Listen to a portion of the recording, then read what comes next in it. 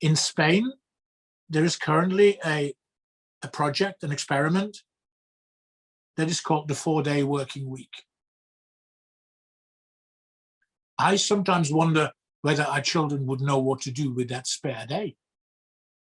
Because we've taught them the mathematics and we've taught them the geography and we've taught them this, that, and the other, but we haven't taught them how to volunteer, how to be themselves, how to experience awe and wonder, how to be responsible, how to have fun, all those things. So the question becomes about education and schooling, not for employment, but for self-deployment.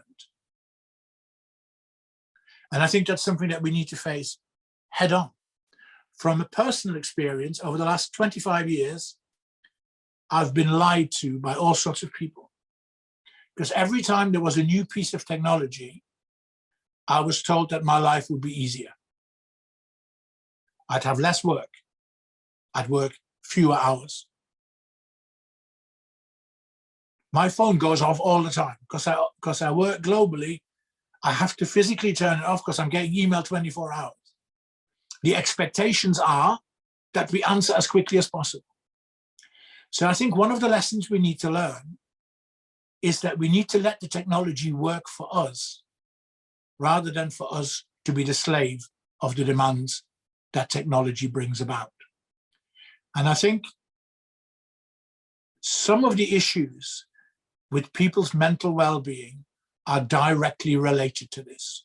We are no longer in control.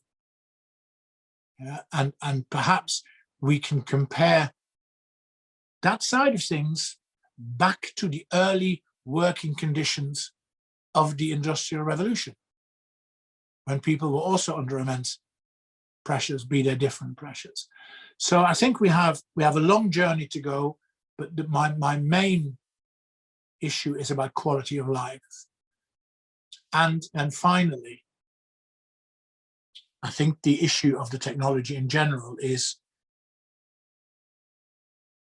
and COVID has shone a light in that sense onto a very ugly, dark space. Technology, internet access, learning through this is a human right. It is technology to education, and internet access in particular to education is what clean water is to health. And if we don't facilitate this, we will become globally less democratic. The gap between have and have not will increase because the gap between can and cannot has increased. And the irony that in the 21st century, the gap between rich and poor should become bigger because of an invention that had the potential to make the gap smaller is something that we should collectively be ashamed of. And that's a lesson we need to learn very fast.